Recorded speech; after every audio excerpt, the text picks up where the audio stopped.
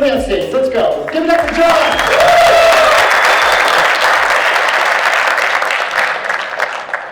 Thank you, John. Take it away. Plan your work and work your plan.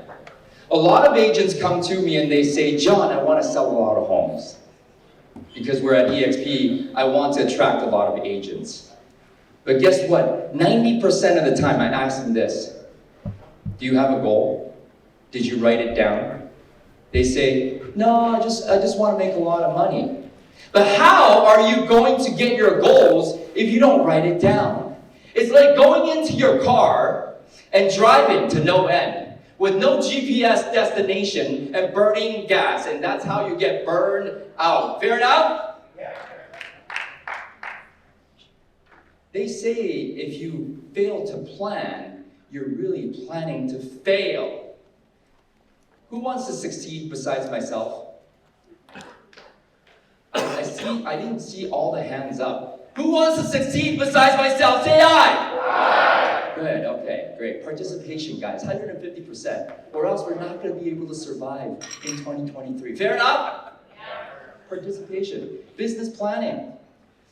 See, most people don't succeed not because of they don't know what to do. It's because they don't know what they want.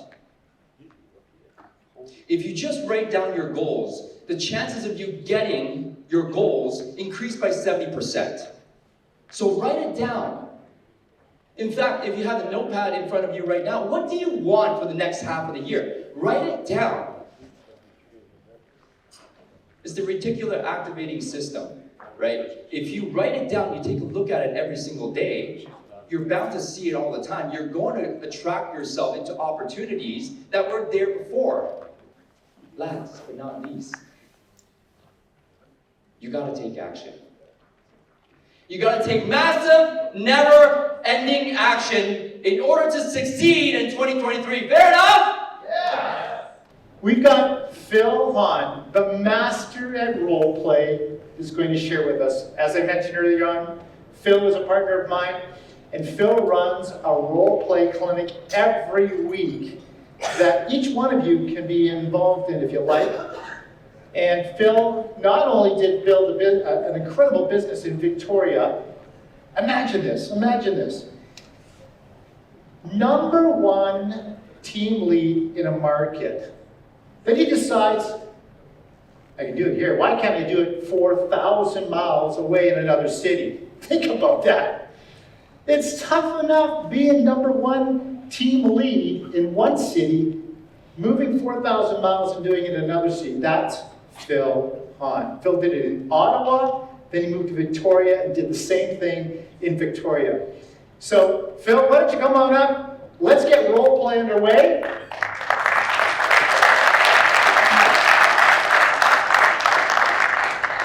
So welcome everybody, thanks for coming.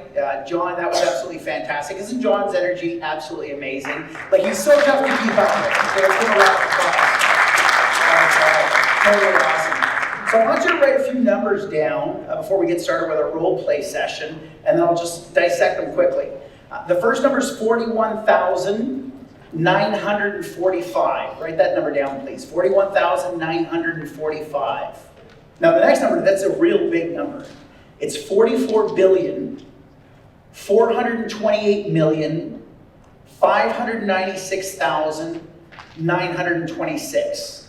So I repeat, 44,428,596,926. So write that down. Next number you're going to write down is 33.8. 33.8. Next number, 1,059,211. 1,059,211. Next number after that, 815,000. Next line, 97.83. 97.83. And then the next line, 11,777. Anyone have any idea what those numbers are I just shared with you? That's a lot of numbers, Phil. Yeah, it is a lot of numbers, isn't it? It's a little overwhelming, actually. Does anyone have any idea what those numbers are? Say aye. So 41,945, that's the amount of units sold on the MLS system on the Lower Mainland for the 12-month period ending May 2023. Okay, that's how many homes sold, MLS only, on the Lower Mainland. That's the trifecta boards for the 12-month period ending May 2023. The $44 billion number is the volume of real estate that is transacted. Okay? The 33.8 is the average days on market of those homes on the Lower Mainland for the 12-month period ending May 2023. The $1,059,211 was the average sale price, and the $815,000 was the median sale price. Average sold to ask ratio, 97.83%. Okay, so that means any property that's listed will sell for roughly 97.83% of ask, or 98% of ask. And 11,777 are the homes that sold at 100% or greater in the past 12 months on the Lower Mainland. So that's your market, folks, okay? So as you know, our amazing president of eXp Canada, John Sy, was sharing, meek salespeople have skinny children. Call reluctance is one of the biggest killers of real estate success, and any sales success for that matter, okay? That fear that the prospect's gonna hang up on you, that they're gonna be mean to you. So what we're gonna be doing now is we're gonna be hosting that role play session that we do on Thursdays, now live, okay? So I'm gonna need some volunteers, and we can touch on for sale by owners, we can touch on expired listings, recently removed from the market properties, just listed, just sold, circle prospecting, sphere of influence, as John said, reaching out to your former client base, your existing client base to, you know, get some air in your tires and feel good about, you know, those conversations before getting into the tough stuff. So I'm gonna need some volunteers. So you want to, Bill, go ahead, can we get a mic for Bill, please? So Bill, what would you like to do? What's the scenario? And I'll make the call first, and then you can play it back to me, okay? FSBO. A FSBO? Fantastic, okay. So Bill's a FSBO, and you should have a FSBO campaign if you don't have one. Track the for sale by owners in your market. They're available on Craigslist, used everywhere, Facebook Marketplace, TikTok, YouTube, you name it, you can find for sale by owners in your marketplace, okay? And so this is a FSBO call. I'm calling him. I just noticed the property. It's new to the market in my FSBO tracking service. So ring, ring. Hello. Bill? Yes. Hey, good morning. This is Phil from eXp Realty. How are you? Good, Phil. Good. The reason for my call is I noticed your home was on the market, and on the for sale by owner site, I wanted to see how the activity's going. I had a few folks through. Okay, fantastic. Where do you plan on going when we sell your home? Are you staying in the area or moving out of the area? Ottawa. You're moving to Ottawa. Fantastic. Great. Do you have a realtor to help you when you move to Ottawa? Not yet. Okay, fantastic. Would it be okay if I reached out to my business partner? Bill, I'm part of a global organization of realtors, about 88,000 strong in 24 countries, and I can have my business partner reach out to you. They'll be able to give you priority access to some off-market properties, maybe distressed sales, bank-owned properties, company-owned properties, and it's a free charge and obligates you to nothing. Does that sound It helpful? sounds like a good idea. I'm just still thinking it's a little premature. I really want to focus on this house. I totally appreciate that. That's fantastic. So how's the activity been? Could be better. Okay, great. Listen, Bill, we specialize in getting families involved with homes just like yours. In fact, literally in the last few weeks, we've got 2 or 3 families in the neighborhood involved in a property like yours. Would it be okay if I came and previewed it for our buyers in waiting? Sure. Okay. How's this afternoon around 3 o'clock, or would tomorrow morning around 11 be better? Tomorrow's better. Okay, great. Thanks, Bill. Look forward to seeing you tomorrow. Applauso for Bill! So Bill, you're gonna play it back. Actually, Bill, you're gonna play it back to me now, okay? So the role play is not just me doing it to you, but you're gonna make the call to me. Okay, awesome. So you can call me. I'm the FSBO. Ring, ring. Hello? Hello. Is this Phil? Yeah, is this Jimmy? Yeah. Oh, hey, Jimmy. Were you bowling last night? I didn't see you. No. Phil, I'm calling about the sign on your front lawn. Oh, yeah. We paid $400 for that sign for the for sale by owner service. It's awesome. They gave us this really cool sign, and we're on a website. We're gonna save all this money. Do you have a buyer? May I ask, are you cooperating with real estate? What does that mean, Bill? Well, if you received a large enough dollar, including my fees, would you sell? Yeah, sure, of course we would. Absolutely. Okay. So in order for me to know what that dollar would be, it'd be important for me to come through the home, preview it, and see what that dollar comes up with. I'll do some analysis and give you a number. Okay. How's tomorrow at 5 or maybe Saturday. What works for you? Let me check with my partner and I'll get back to you. Is that okay? Sure. Okay.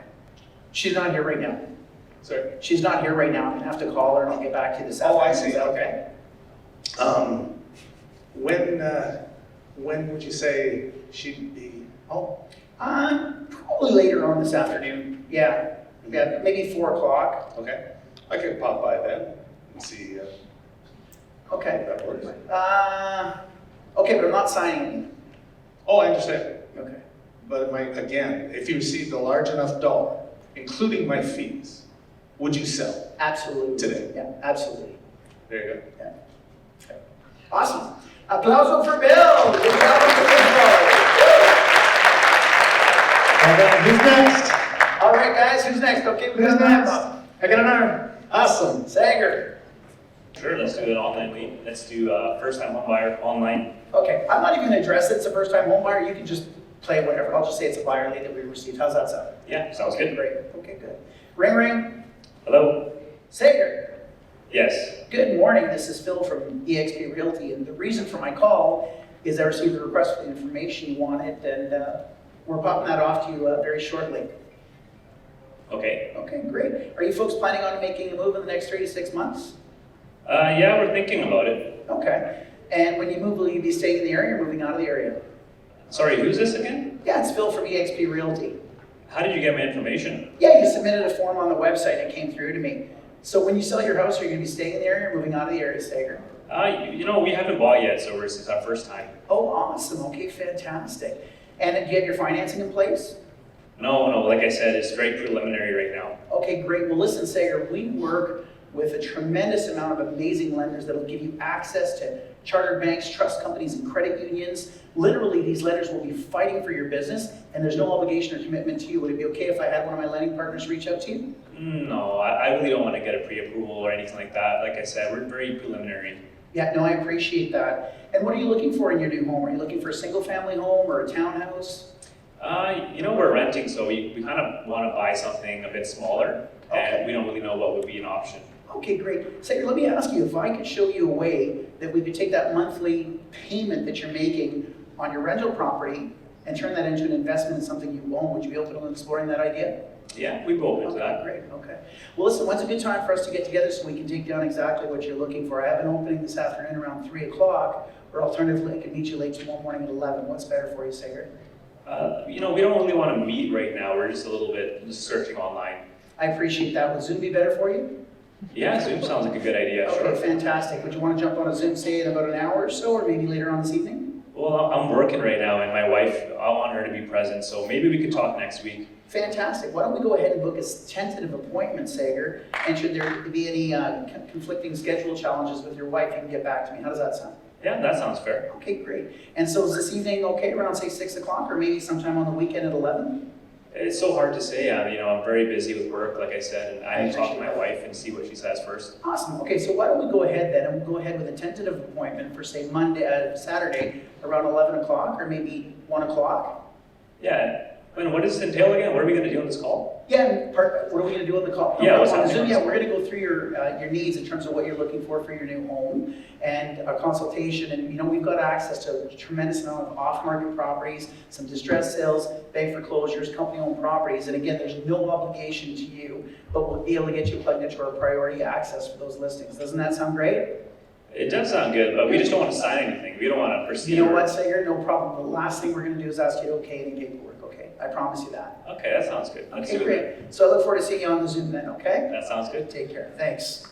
All right. Okay. So you can come back to me now, Sager. Yeah, don't grill me that hard. All right. So same thing. I'm just an online lead. Don't know whether I'm a buyer or seller. Just take it and take it from there. Awesome. Hey, is this Phil? Yeah. Who's this? Hey Phil, I just had the opportunity to give you a call. I see you inquired on our website. You're looking for homes in Windermere. Yeah. Oh my gosh, that was fast. We were just on there. Yeah, How did you get my info? Yeah, you just put it on our website, and I'm so curious to know, what about Windermere fascinates you? Nice community, you know, and we've got a couple of young kids, and so it's going to work well for the family. Oh, you have a family. Yeah. How many kids? 2. Amazing. So I'm assuming this is your first home? Second home, actually. We own our home now. Yeah. Oh, awesome. So are you planning to upsize, downsize? Upsize. And if you don't mind me asking, what's the reason for upsizing? Is it just the space or something Yeah, our else? home is 2 bedrooms, so our kids are sharing a room now, so we need more space, and we want to be in Windermere to the school catchment area. Ah, I see. So you're looking for the school in specific there. You got it, Is yeah. there anything else that you're looking for in Windermere specifically? Ideally a cul-de-sac location, maybe a pool, 2-car garage, we're not too picky. Okay, sounds good. So Granite just really, counters, oak floors, we want to make sure that all the fixtures are Kohler as well, because those are nice. And brushed aluminum finishings and taps and stuff as well. But other than that, we're pretty good. Neutral palette for paint, and ideally a steel roof. But other than that, we're good. We're flexible. so not too picky, hey? No, not a problem. That's wonderful. That's And just my hot buttons. My wife's got a few more as well to add. Hey, that's awesome. I just had a client actually, and they were upsizing just like yourself. If I may ask you, how soon do you plan to upsize? You know what? If we found the right home, we could move this close to, a year or two. Yeah. In a year or two? Yeah, we've seen about 87 homes, but it just doesn't work. Yeah, at this point, I would hang up the call and say, see ya. Phil, I must ask you is when you do upsize, do you have to sell your property before buying, or are you able to buy before selling? We do, but we have a cousin who actually sold his house himself in Arkansas 17 years ago, and he's kind of the family real estate expert. And so what he said to us is that we should save money by not actually listing with a realtor and just selling it ourselves, so we can pocket the commission. He said that you guys are way overpaid, and so yeah, we're just going to go that route. Oh, so you plan on listing this by yourself? Yeah, oh yeah. All right, so do you have the experience to do that? What do you mean? Well, how would you go about that? I'm just curious. It's all good if that's how you want to go about it. I'm just curious to know, I want to equip you with the right tools if I can and provide enough value. On this Don't call. you just put it on the internet? Yeah, you can put it on the internet. And how do you plan on actually showing the property and negotiating on a high price? Well, I thought the buyers come to you with the offer. That's a great point. Can I share something with you, Phil? Sure. What do you think happens when you place a property like yours on an MLS system that has access to 3,300 realtors and potentially hundreds of thousands of buyers? Do you think you'll get a higher offer or a lower offer if it's on the system? I would think you'd get a higher offer. So do you think that could be a value in that sense? Yeah, I think so. I never thought of it that way. I thought it was easy. But I see what you're There's a saying. lot of challenges when listing your home, and that's why working with professionals is always good. Yeah. But I want to be honest with you, Phil, today I'm not here to say sell your home with me or buy a home right now. My goal is to just provide you with enough value, and if we feel like we're a good fit for each other, we can talk further. So tell me a little bit more, and I will just kind of move on and close it. This will go a long conversation. The way we prospect at our team, Phil, is we're very question-oriented. Yeah. And at the end of the call, we build that rapport and trust very deeply. So the client feels like we can't move forward without the help of Sagar and his team. Right. And it takes time. It's not like for us a 5-6 minute call. Yeah. It takes about 10 to 15 minutes of proper question-based selling for them to see the value in us. So ultimately, you're going to ask me for the appointment, though, right? Of course, yeah. Okay. So let's get into that. So. Okay. Yeah, so I can see that obviously you just agreed that working with our team would help you get top dollar, right? I do. I Okay. understand now. I wasn't thinking so, but I do. Based on what you've said, I'm open. All right, so what I'm going to propose is let's get together at your home. And the first step is I just want to view your home and see what it's worth. If you think it's worth a certain price, we might be able to get you more for it. So are you available on Saturday at 11 o'clock or would 6 o'clock work better for you? Well, let me check with my spouse and I'll get back to you. How does that sound? No problem. And you know what? It's always important to have your spouse when you're making a big decision. I'm just curious, would your spouse have any objections to having someone just view the property? I don't think so. Okay, so in that case, let's do 6 o'clock on Saturday. And like I said, there's no pressure. We're just going to view your property and see how we can help you. Okay. 6 o'clock works? Sounds good. All right, we'll see you. I'm going to send you a Zoom link and a little bit of introduction about our company, and we'll see you at 6 o'clock. Awesome. Okay, good job, Simon. Well done. Who's next? All right, who's next, everybody? Let's go. Who's next? So, ring. Hello? Neb. Yeah. Hi, Hi. it's Phil from eXp Realty. How are you? Okay, good. Yeah. Good. The reason for my call is I just received the request for the information you want. I popped that off to you by email. Is that okay? Yeah, what websites, like, what are you calling from? Great, yeah, find your FraserValleyHomeForFree.com. Oh, okay, yeah, wow, I just put that info on there. Yeah, that's awesome. So you folks planning on making a move in the next 3 to 6 months? We're not really sure, we're just kind of curious as to how much we can get, because I know John beside us sold his house a year ago for $2 million, so. Wow. I think that'll be great, yeah. Wow, that's fantastic. Well, I could offer you a complimentary market evaluation on your home, Neb. We can give you tips on what to do, and more importantly, what not to do in today's market to sell for top dollar. Does that sound helpful? Yeah, we're not selling today though. Absolutely, Neb. It's complimentary, it's free of charge, and there's absolutely no obligation. Are you available this evening around 6 o'clock, or maybe I'll tomorrow? have to talk to my spouse, she's the boss. I appreciate that. I've got one of those at home as well, and I totally understand. How about this? Why don't we go ahead and book a tentative appointment, and should there be any challenges with your spouse's schedule, you can get back to me. Would this evening at 6 be good, or maybe tomorrow? Well, we're looking at moving to a place that we want to get, so we're trying to upsize. Are you able to do that? Fantastic. We can definitely give you assistance with that. Will you be staying in the area? Neb, when we sell your home, or moving out of the area? We'll be moving from this area, which is Surrey, to Okay. Vancouver. Okay, well, we can definitely help you with that as well. So is this evening okay, around 6 o'clock, or would tomorrow late morning around 11 be better, Neb? I'll have to check with my wife. Okay, as I said, why don't we go ahead and book a tentative appointment, and should there be any challenges with your wife's Are you schedule? coming over here? Yeah, we'll come over, absolutely, it's my pleasure, yeah. Maybe not tonight. Okay, so would tomorrow late afternoon be better, or maybe sometime on the weekend? A weekend's probably better. Okay, and say Saturday late morning? Can I call maybe you on the after- weekend and maybe book it? Well, why don't we, to better conserve your time, why don't we go ahead and just pencil in a tentative appointment now, and should there be any challenges with your schedule, we can get back. Okay, sounds good. Okay, so Saturday afternoon, okay, around 2 or maybe 3 o'clock? 3. Okay, that's great. Well, Neb, thanks for being so agreeable, and I look forward to seeing you this Saturday at 3. Bye. Okay. You can play back to me now? Oh, shoot, okay. So I'm the online. Listen, it's practice, right? We're practicing here, okay? Okay. Don't hang up. Okay. Ring, ring. Hello? Hey, Phil. Yeah. Hey, it's Ned with eXp Realty. How you doing? Is this a bad time to chat? Who? It's Ned with eXp Realty. I'm just calling in from the information you requested How'd you on get the my website. information? Yeah, you just put it into the system on our website and just wanted to serve your needs and get you some info. Oh, yeah. Well, it's interesting. I was on Facebook and it said great deals on homes, and I clicked on it and it just, yeah. Okay, is that where you're Sure, calling yeah. from, the great deals on home thing? So we're actually calling from Fine Fraser Valley Homes. You put in your information there, and we want to make sure that you got all the information you needed. So I'm just quickly reaching out to see how we can serve you and what you're looking for. You're looking to sell your home, is what I understand online? We're thinking about it, yeah, we're thinking about it. Yeah, for sure. How come? Well, I've got a new posting in Virginia at the farm, so, yeah. Virginia Farm. No, in Virginia, yeah. Oh, so it's a farm in Virginia. Yeah, Langley, yeah. Wow, that sounds I like can't a really lot. talk about it, but it's a pretty big deal. Oh, it's a top secret farm.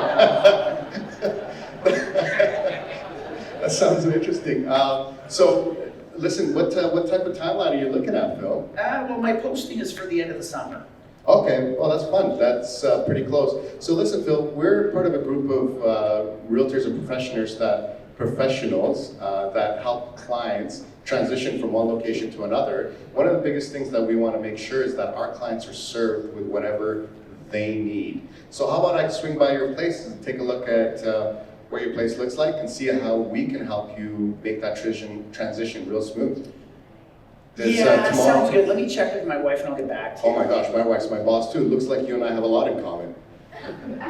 So, Yeah. well, tell you what, why don't we do this? Let's tentatively book something for, let's say, this evening at 6 p.m. And then if she decides that you guys want to meet later, we can do it later as well. Does that 6 work? isn't gonna work. Oh, okay, no problem. How about tomorrow at 11 a.m. or Saturday at 1 p.m.? I think Saturday at 1 would be better. Saturday at 1 p.m. Sounds great. Okay, sounds good. I'll send you a quick email. Is this your email address? Blah blah blah Yeah, blah blah. that's it. Excellent. I'll send you a quick email with intro, and then I'll see you Saturday at 1 p.m. Look forward to it, Phil. Awesome, Nick. And Phil, Okay. you're gonna have to tell me that top secret farm deal you I got. can't. Okay, no problem. Take care. Awesome. Good job.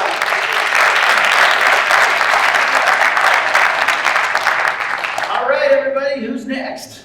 One more. This One is more. a safe place, okay? It's a safe place. Safe space. No judgment. Safe space. Sasha, do I see Sasha's hand up? Yes. Sasha's hand up. Oh, Sasha, your hand is up. Sasha!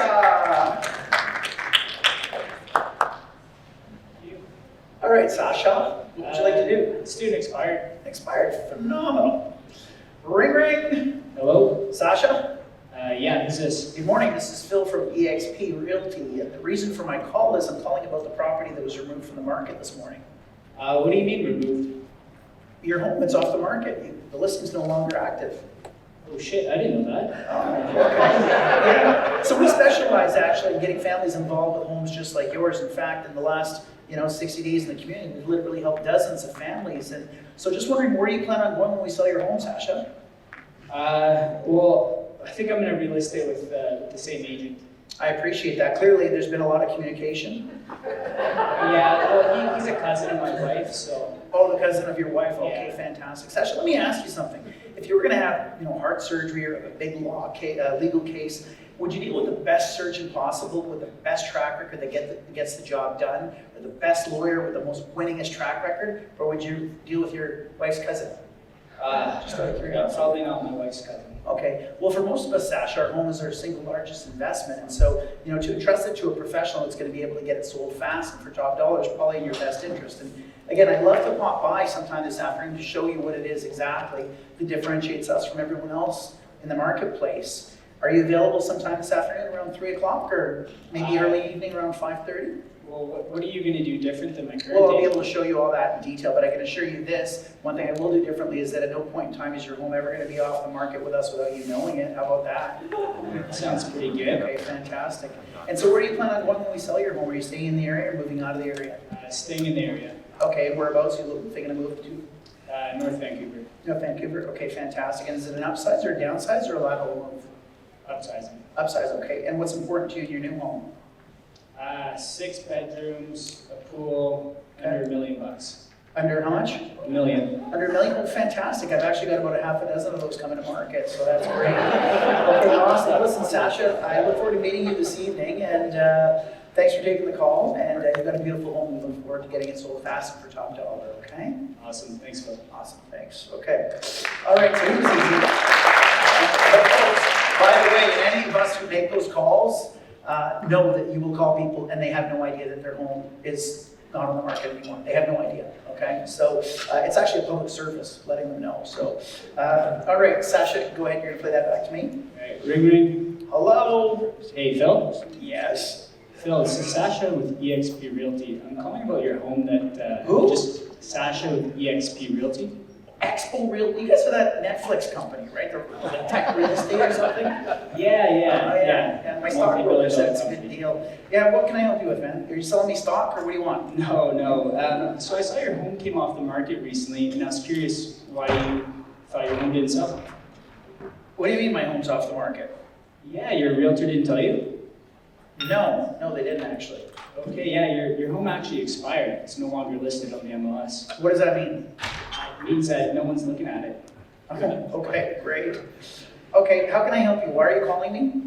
Well, your home's on the market for 6 months, and obviously you didn't get an accepted offer. I was curious why you thought you didn't get your home sold.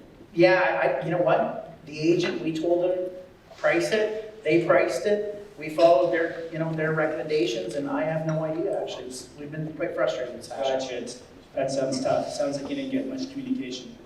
No, clearly not. Otherwise, we'd know that it wasn't on the market today, now wouldn't we? Yeah. So, Phil, how important is it that you move to your next home? Well, I absolutely need to move, yeah. I've been posted. Gotcha. Where are you posted to? Petawawa, Ontario. Okay, in the military, I assume. No, actually, McDonald's. Amazing. Love the junior chickens. No, I'm a regional manager for McDonald's. So, yeah. Okay, congratulations. Yeah, So Phil, I'm actually gonna be in your area tomorrow between 2 to 4 p.m. How about I come over and show you what we do now, style homes just like yours? I'm gonna have to check with my partner. I'll get back to you. Yeah, that sounds great. Well, since I'm gonna be in the neighborhood, why don't we book a tentative appointment at 3:30, and if anything comes up, you can give me a shout. Does that sound good? 3:30 is not gonna work for me. No problem. Would between 5 and 7 work? Yeah, maybe 6. But it's tentative? Tentative, eh? You're not signing anything. That's the last thing I'll ask you to do. Okay, perfect. Sounds good. All right, applauso for Sasha.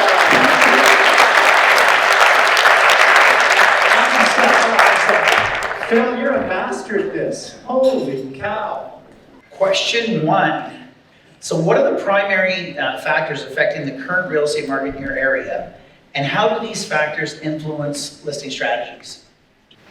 Well, same as every market, probably. Typically, the rate, interest rate, of course, it's just gone up again, so that softens the market for a little bit. Inventory, or lack thereof, currently, and just general economic conditions, I think, affect all of our markets equally. Okay. Todd, how about yourself? I think the biggest challenge we've got is apathy at the present time. People just are not compelled to move. So the way to combat that is the same way that we work in a busy market or a market with a little bit more wind in the sails, is to demonstrate great value in the listings that we're representing. Because whether or not people are that eager or motivated to get out, when we see something of great value, we're going to jump on it. A big challenge that I'm seeing with a lot of our clients is the difficulty in terms of moving up, specifically for young families that are looking to upsize, for all of the reasons that you guys have said as well. But the affordability and the actual plan in order for them to do that, to make that jump. So yeah, I would say that's our biggest thing that we're seeing right now. Tony, we can stay with you. So can you talk us through a typical process you follow when preparing a property for listing? Do you mean in terms of pricing or just getting it ready for sale? Just getting ready for sale.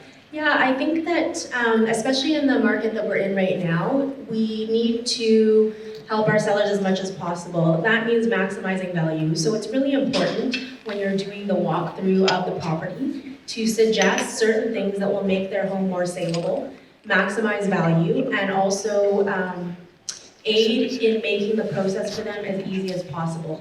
An example of this would be, sometimes it's worthwhile to have the home painted. Not all the time, but what happens if you're listing a property and there's cigarette smell that's permeating everything? That's going to leave a nasty taste sometimes in people's mouths. And then I guess just going over the marketing plan, but also making sure that for a buyer, you're representing the property in a way that creates as few objections in the buyer as possible. We tend to focus a lot on creating a big production feel with the listing. So we're bringing in the photographers, we've got the multimedia team to come in, we're shooting videos to create our social media commercials. We've got 3D Matterport walkthroughs, 2D plans, with Strata some other things to consider as well. And I want the sellers involved in that production, especially if there's other things that they want to invest in, like staging, like painting, like landscaping, pressure washing, all these kind of things. And I like to stick handle that for them as well. So I've got the pressure washing guys, we can bring in the stagers for rental equipment, we've got painters, we've got people that will tune the house up for them. So we want them along for the ride, but to feel that they've been taken care of in this big thing, because there's enough people in our industry to service the people that just want someone to go through with their phone, click, click, click, now. So we try to step that up a bit more for that production. For me, this is where sweat equity comes in. So not only is the homeowner expected to put a lot of work in to get the house, I'm very anal about the house looking amazing for photos. So actually myself and usually one or two other team members goes to the photo shoot that day, and we spend about an hour prior. Literally, if we have to move furniture, move art, we're bringing our own stuff, it doesn't matter. Just because you just have seconds to catch people's attention in photographs, and so it's just so important to make that first impression. Thanks. Question 3, okay, so how do you determine the ideal listing price for a property, and what factors play the most significant role in determining that price? Well, probably same all that you guys do is CMA, but fortunately I work just in my home market, so I'm not very spread out. So I've either sold many of the homes, I've been in many of the homes, so it does really have an advantage when you're local, because you really know your market very well. I'm not spread out. I couldn't do what I could do in Burnaby or Vancouver. So for me, it's an advantage just being extremely local in knowing my product. Thanks. One of the byproducts of starting very young was I was competing against much older, successful people. So I put a lot of time and effort into creating a CMA that I felt comfortable defending when I was competing against other realtors that had tons more experience and a lot more production per year. So I did spend a lot of time creating an evaluation that has several parts to it. And in the CMA, I want to work through the pricing with the client. So I don't actually have you should be listed for $750. There's no finite number in my CMAs. When we sit down, we review the information. I should be reviewing it in such a way that they come to their own conclusion on what is reasonable. And sometimes, of course, we have to fine-tune that expectation a little bit.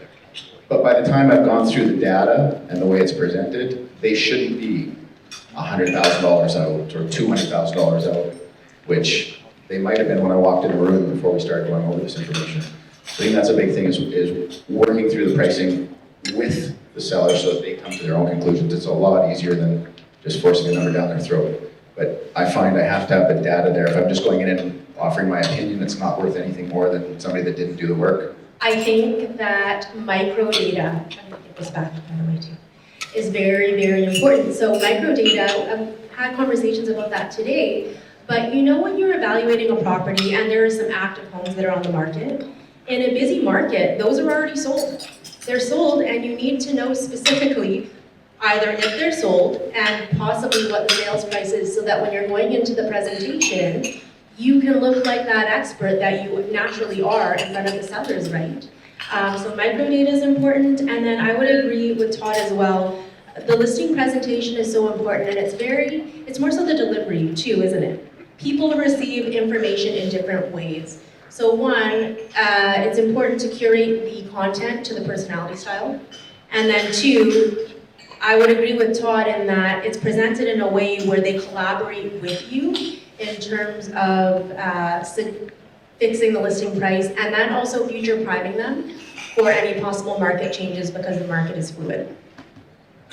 Okay. So in what ways has technology impacted how real estate listings are presented, and how do you foresee these trends evolving in the future? So during COVID, I don't know about you guys, did you use virtual staging as an asset more so than you had in the past? We sure did, because if you were taking a listing in a condo perhaps, that requires blocking off the elevators, right? And that wasn't always possible. So we've been using virtual staging to our advantage a lot more, depending on the property. And the 3D virtual tours can also certainly help, especially when you're targeting buyers that might not necessarily be in your physical vicinity, right? We've had people purchase our listings in the past just by looking at the virtual tour. Those tools, like the QR code, jumped into the forefront of our industry. Matterport, there was very few people doing it before COVID. When I started doing Matterport in February 2016, there was only 2 or 3 people in all those evaluations that I went into that were even aware of Matterport. And then now, you sit in front of sellers and everybody knows about it. I think if we look at where our audience is searching, what technology they're using, and targeting those platforms, I don't see a lot of traction on YouTube for listing videos. We put them out there, but if I was putting a ton of effort into that versus Instagram, I might be looking at the wrong audience, the wrong platform. So figuring out how those buyers are searching, and then going after that platform. Yes, we also do virtual staging, and social media is obviously very important. We do a lot of business from Instagram and WeChat, both of those platforms. How will it change in the future? It's hard to say. I think Glenn did an excellent job of kind of covering that off, but of course it is going to change. That's just the reality of it. I know when I started in real estate, people didn't even have websites, so that's how I've been doing this. So of course, we will continue to grow and change, but what that exactly looks like, it's hard to say. How do you handle a situation when a property isn't selling as quickly as expected? And what steps do you take to re-strategize? Okay, I guess it depends why the property's not selling. There could be lots of reasons. So if it's overpriced or if it just doesn't show well. So it's just kind of regrouping and figuring that out, what that is, if it does need to be painted or it needs to be cleaned up or just more showings. You know, there's so many variations on why a property doesn't sell. But sometimes it's best to, if it's been up for a while and stale, just to put it on as fresh listing. I think obviously changing photos and whether pricing's issue or not, but just having a fresh approach. I think most things come down to price, and identifying whether or not you're in the game is key. And when you're sitting in front of the seller, can you say, okay, we should be the first or second person, or the next, or maybe the second person after that to sell in a particular market? If they can't say yes because they can see 5 different properties in their neighborhood that are probably going to be the next ones with sold signs, then there needs to be an adjustment. Alternate to that, for years, I've used higher commissions as a way to attract realtors. So we're marketing the realtors. If there's 12 properties that are out there that are comparable, well, if we're offering another $1,000, $5,000, $10,000, maybe they don't decide to buy that house, but there's a better chance that realtor is going to put us top of the list, at least for that first time out on the showings. I mean, you guys said everything that I would say, so I'm gonna say something else. I would say that something even more important, well, it's not more important than pricing, because pricing is important ultimately to maximize value and get a home sold. But even more important than that is the client's perception on the pricing. So taking all of those things into account, which absolutely are 100% important. How many people have been in a scenario where you've priced a property to sell, it sells very quickly, and the seller's perception is that it was undersold? Yeah? So the perception becomes very important. And what I want to say about that is, in a changing market,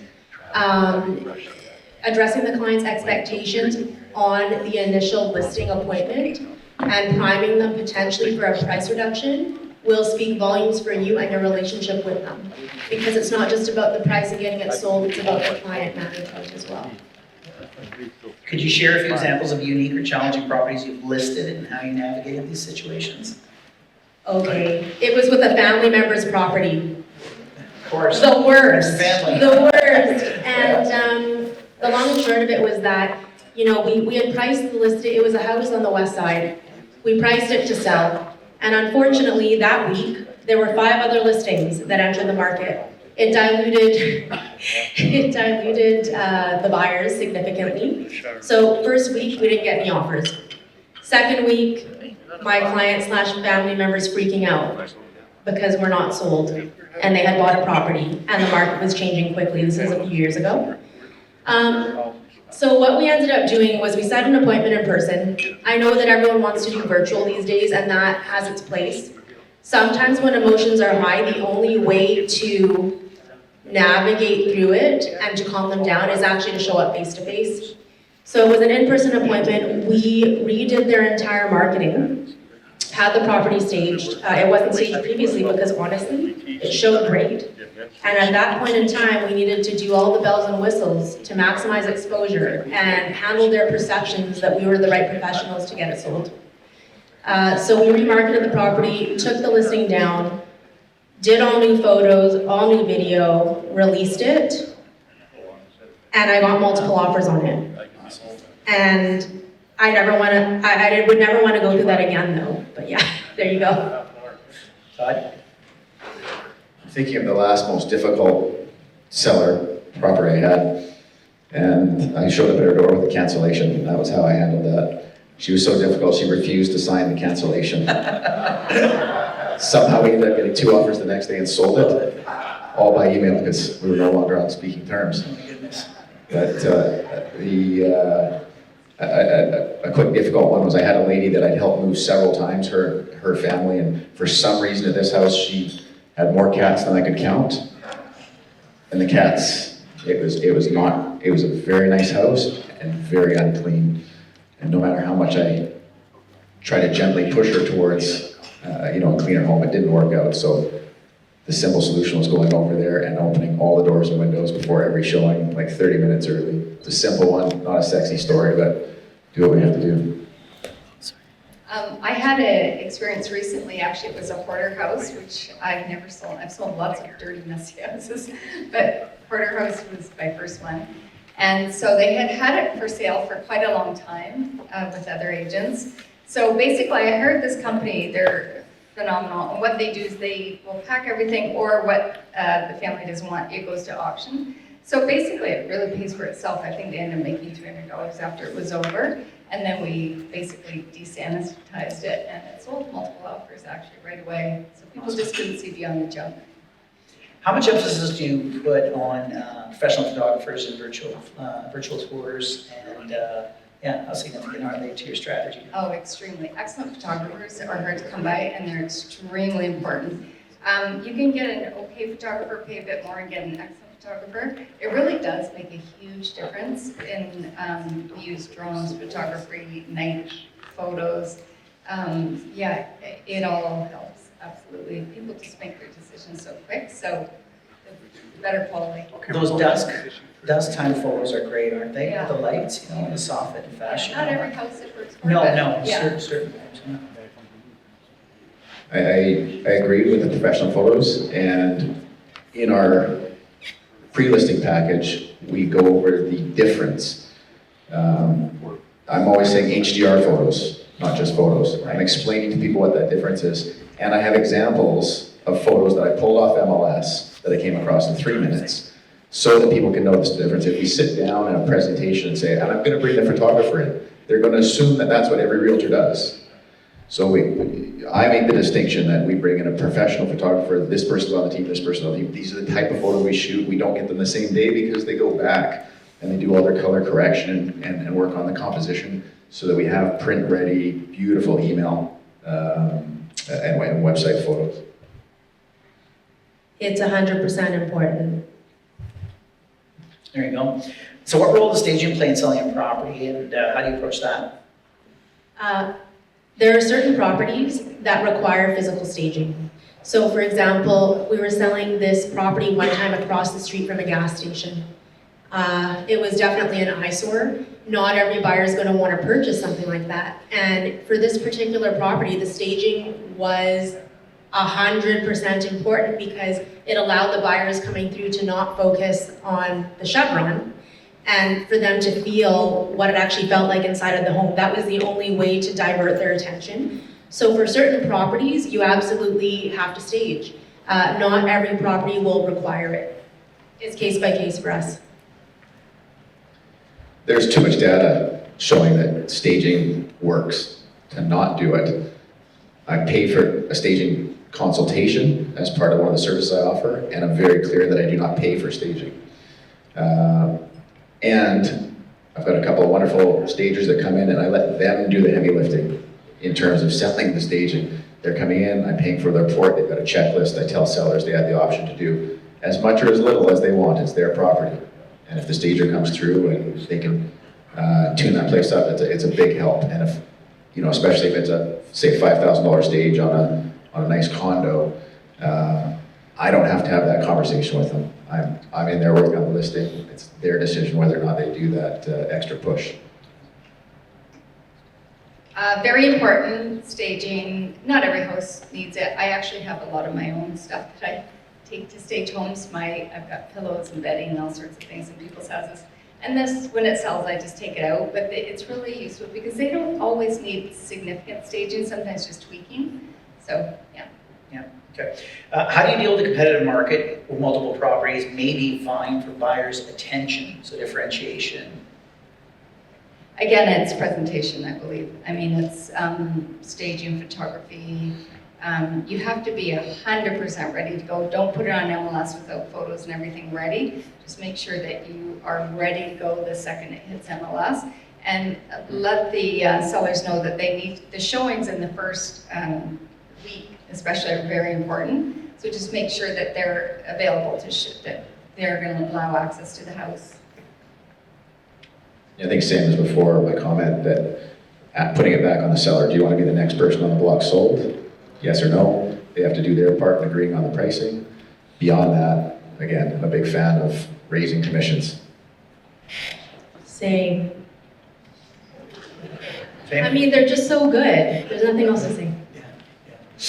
Can you describe how you use social media and other digital platforms to enhance the visibility of your listings? Yeah, sure. I mean, we've done boosting posts and things like that before, cross-marketing. You can cross-market with other professionals in the area. Definitely thinking outside of the box.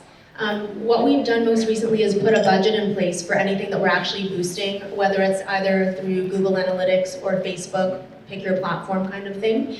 And then partnerships as well. Do you guys use REW or anything like that for featured listings?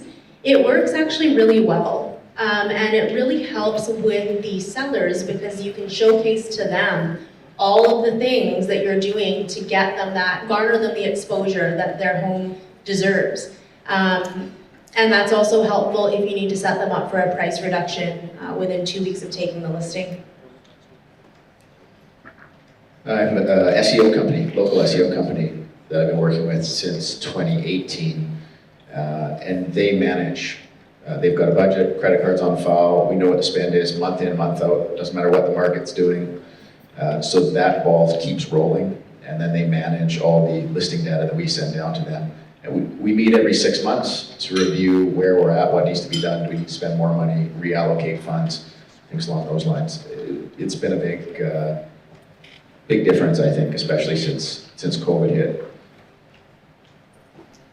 Yes, we utilize Instagram and WeChat. Is everybody familiar with WeChat?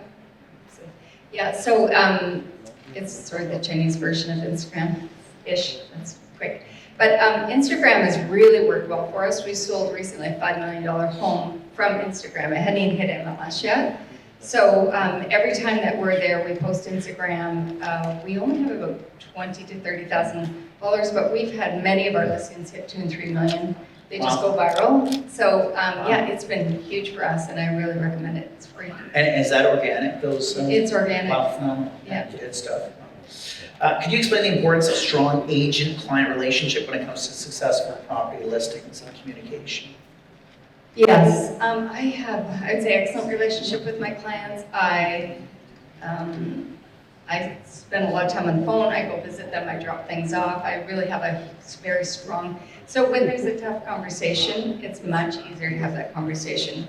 So within the first week, I've probably seen them 10 times at least. So it's a very strong relationship, and I think it really goes a long way when you have to either have the price reduction conversation or the tough negotiation conversation. Their trust level is much higher. I try to live by the rule that if they phone me first, I lose. Like, I should be reaching out to them, enough that, if they're saying, okay, that's enough. Well, then they're still getting the other analytics that come through on the systems that we have set up, so my assistant is keeping them up to date with all those things, but they do want to hear about us. And I know we're dealing with different seller demographics, but I would encourage people to pick up the phone and actually call. Text is fine, and they'll say it's fine, but they need to hear your voice. Oh yeah, I was just gonna say one small thing is that my standard is that as soon as the listing contract's signed, they get the follow-up within the 24 hours, right? Everything is sent to them. Everything's clearly defined. I think the most important thing is doing what you say that you're gonna do in the time that you say that you're gonna do it. That will highlight your relationship very early on. The trust is built, and they 100% are going to trust you if your communication with them is very transparent. Okay. How do you approach the negotiation process once a potential buyer is interested in the property? I guess you have to be careful with that because there can be buyers that are interested in a property and then you never get an offer, right? So I think what we do, which has been really successful with our sellers, is we just let them know and we have them not be attached to the outcome, right? So we want to let them know that, hey, listen, this particular showing went really well. The buyer seems very interested. We'll let you know when we have more information. We'll follow up. Because if you say that a buyer is interested in their home and to expect an offer, that doesn't always happen, and then they get their hopes up, right? And that can affect trust as well. They're bringing us to the table because of our experience and what seems typical and normal, and we can see all the ways that, many of the ways this is going to go, that they don't have an idea. There's so much unknown that if we can provide some certainty with, if this happens, here's the one or two things that are likely going to transpire. Offer comes in, start reviewing. We may see these sort of subjects. We may see these sort of subjects in a single offer scenario. If you know you've got 5 or 6 offers coming in and you're sharing that, here's the scenarios and and how we're going to run that. And I think in that multiple offer situation, especially when we get up into the 8, 9, 10, 20 offers, unless you want to be dealing with that for 6 hours, you really need to set the table for how this is going to go, and not leave things open-ended. See if you can answer their questions before they ask them. Yeah, I was just dealing with an offer last night, actually, and it was surprising. Although he was a very smart man, runs a big business, his gut, what he looked towards me for guidance, really pretty much every step of the way. What do you recommend? What do you think? And sometimes you don't want to say, okay, go back at this price while they're thinking something else, but you just have to be strong and say what you truly believe. And surprisingly, most times they agree, not always, but yeah, so I think just being confident in your experience and your expertise.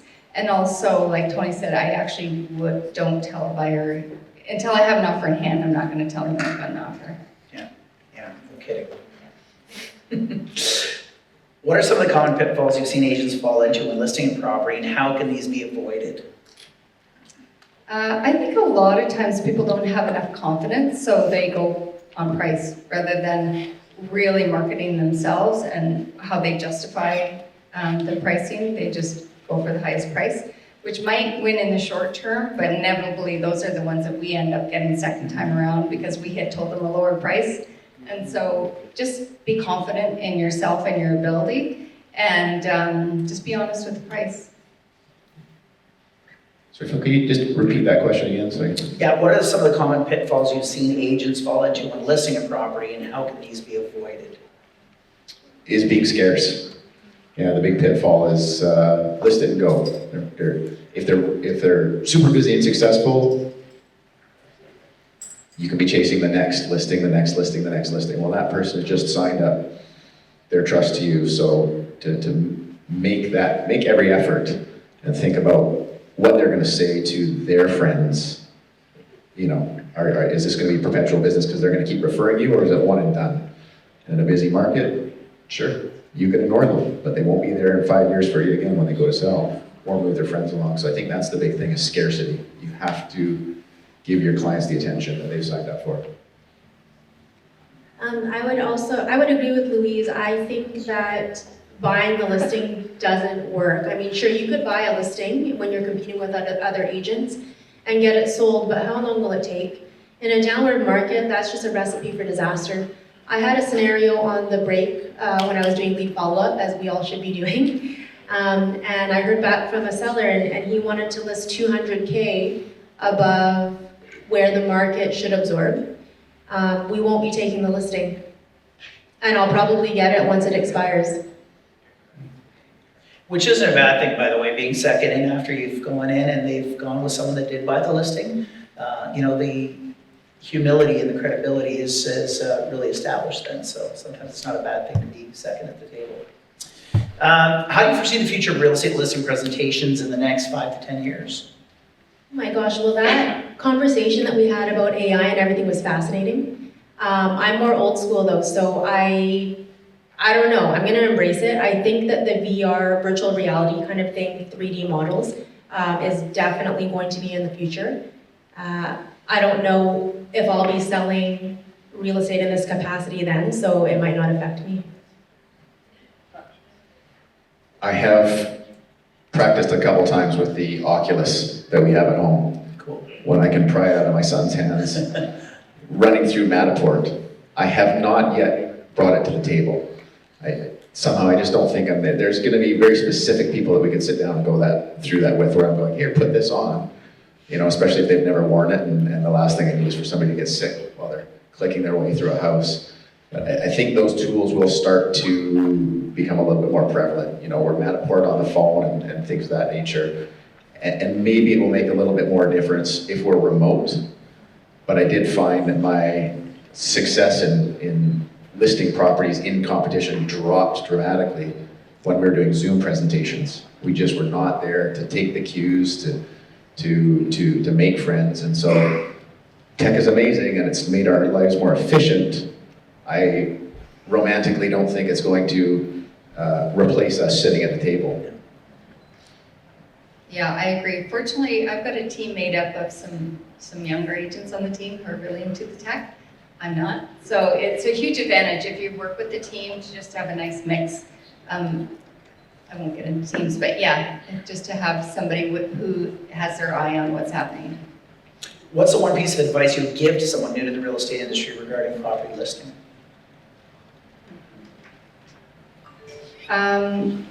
Do your homework and come prepared. That's what I would say. So it just takes a second to Google somebody. So if they've called you, just figure out who they are and some interests. And then be on time. Number one, don't be even a minute late. And just be prepared, really know your product so that they're impressed with you and your building and they have confidence in you. I'll echo all that, and that they're going to have to consider that practice. And I still do look at it as practice. I bring everything I can to the table to be competitive, walk in and just try to make notes on, okay, what could have been done better, what worked, what didn't work, what can we shave off for efficiency, and things. So each one should be looked at as practice, whether it's your first listing presentation or your 500th. Okay, I agree with Louise and Todd. I think that it's important to act as if you've already gotten the listing. That will help with confidence, and just go and do it. You'd be surprised, honestly, just go and do it. Amazing things can happen. Awesome. Could you share an instance where you had to go above and beyond to ensure the sale of a property? Oh yeah. I was a junk collector for a day. We had one of these listings and unfortunately it was kind of a distress sale / divorce sale. We were the listing side, so the way that we were leaving the property for the buyer was really important, right? Just even for our buyer colleague on the other end. And honestly, it was a mess. We had to hire junk people. We had to be there to help as well. It was not very glamorous. There was 20 things of garbage. And it's what it took in order to make sure that everyone was looked after. For the market in general, I would say check stats every morning. Very important to be up to date on that. And then broadening, as Louise and Todd have said, broadening your horizons just in terms of information and knowledge, because quite often you can use those things in a wide array of things with clients, old and new. So what's the biggest challenge you face in today's real estate market when it comes to listing properties? I mean, I think it's always been the same. I would say, sure, technology is another component to it, but it's always kind of been the same. And I live by the old sales fundamentals, really. So, I mean, yeah, there's always competition, but I think that as long as you know what competitive advantage you provide and have a clear understanding of why someone would want to work with you, I see the challenges as not being challenges, but I just see it as a win. Right now, interest rates is the number one thing on my mind as a challenge. And so we can bring everything to bear in terms of our marketing and all the slick stuff that we can do. And right now, in my head, this is the number one thing that is an issue in this real estate season. And again, so you've got to have an open and frank conversation with the sellers. They're already thinking it, so get in the trench with them, commiserate about what's going on, and give them some certainty about the steps that you can take to best lead them to success. For me, I'm a team leader, so I think just keeping the team engaged and committed and enthusiastic, that's probably my biggest challenge, although they're an amazing group of people. But it's still just that day in, day out of, let's make this happen, guys. So as our discussion comes to an end, is there anything else you'd like to add or any insights you'd like to share with our audience about real estate listings? Probably if you're gonna look at some other people's material, because I will tell you, you're going up against, well, many people in this room who are excellent at their game, and if you're not really excellent at your game, the chances are you're not gonna win the listing. We get about 9 out of 10 listings we go for, we win them. And I'm sure you guys are the same. It's because you have to be present and you have to be ready to fight for them and get their place sold. And they can really see your dedication, commitment in that listing presentation. Yeah, a couple things listing wise, a couple principles or protocols that I follow regularly. One, almost always I do a 2-step visit. So I want to go and see the house. When I speak to the person, I'm saying, if I could pop in for 15 minutes, and this is not me trying to close that appointment, this is them saying, come see me, I'm so great, I'd like to visit for 15 to 30 minutes to take a look at your place, make some notes so that I can go away and then create the report for you. And I'm very specific about telling them a second time that I will not be showing up with something for them in terms of market value. Because I have had realtors that I show up the first time and they go, the other realtor said that you're not prepared if you don't show up with a report. And I'm like, good one. Okay, so I set that expectation that they are not getting a report from me on the first visit. The reason that I want 2 visits is because the second time when I show up to have a critical conversation about the value of their house, I'm more familiar to them. Also, I can see if I show up dressed like this, is this appropriate? Because this is the way I typically dress for work. Not always the best, but if I show up and it is an environment where they would rather see me without a jacket, for example, then I know to fine tune that second visit.